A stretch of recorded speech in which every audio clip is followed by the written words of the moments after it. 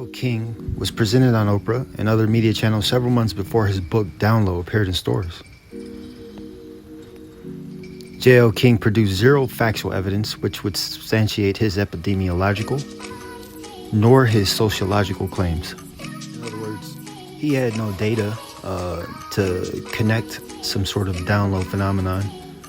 He had no sort of audio visual evidence. He had not interviewed hundreds of individuals or thousands or any sort of relevant sample population as to be qualified. He did not ascertain contradictory identification techniques which he used. In other words, his techniques are false and faulty. His techniques are essentially guesses, inaccurate guesses, lies, and contradictions. Furthermore, J.L. King anticipated bad male and female gender relations to arise as a consequence of his book, even prior to him having ever published. J.L. King was a non-celebrity. J.L. King was a non-author. Yet J.L. King was somehow assured prior to the publication of his book that he would be making a lot of money. And he was assured, at least to himself, that he would be receiving lots of media. In particular, mentioning media specific to ABC and NBC.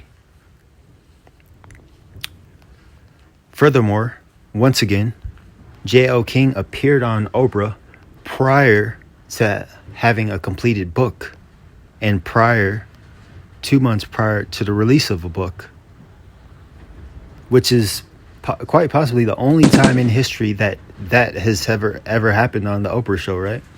Has Oprah ever brought a non-celebrity on about a book which had yet to be released? The connection is also strange that J.L. King appeared on Oprah the day of Nikko Briteramos, or my parole to Chicago, or matter of fact, within a couple months of my parole to Chicago, which would conveniently help to discredit me after media companies found myself to be a major possible liability or legal liability or civil suit liability for them having falsely incriminated me, and matter of fact, falsely incriminated all persons who are HIV positive in America. They wanted to get around the legal liability which would be owed to myself, as well as the legal liability which would be owed to Huron University in South Dakota, and as well as the legal liability which would be owed to the rest of the persons who are HIV positive and or who have been incarcerated in the United States due to these inaccurate, unconstitutional, illegal HIV criminalization laws. Furthermore, media companies experiencing changes with respect to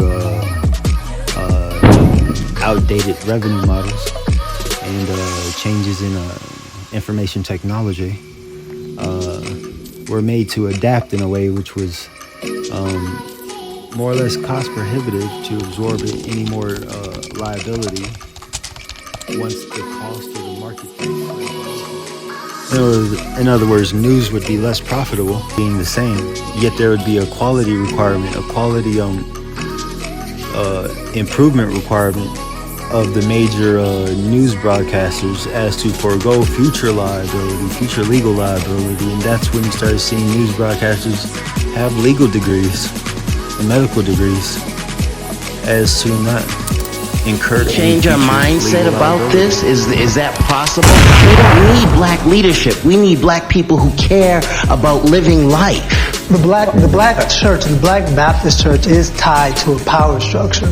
Many African American churches receive government grants to do programs. So I mean, there's a relationship with the power structure. I agree. Firstly, and secondly, So I mean, just kind of divorcing ourselves from the power structure, from the media, I don't think is going to necessarily be good, because it is good to start out at a grassroots level. I can acknowledge that.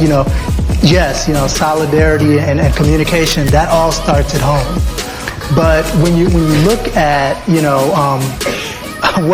how much influence the power structure has over our youth and our people, we have to be in dialogue with them. Yeah, simply because you can't fight a walk, like 12 kids walking around with a Walkman. Or, you see what I'm saying? You can't fight the influence and the control that they have over our minds. You can fight it, but I think it's important that we're in dialogue with them instead of divorcing ourselves completely from them. Yeah, and I think we all absolutely agree with you, and what we've been discussing are ways to reach the people, to motivate them to open their eyes to understand this, because there are barriers to understanding that. And do we use the media? Do we use the church? Do we use the schools to reach them so they understand? And I think they do. I have a real sense that it's beginning to boil. We just need to keep going at it one step by step. It's a word of mouth thing.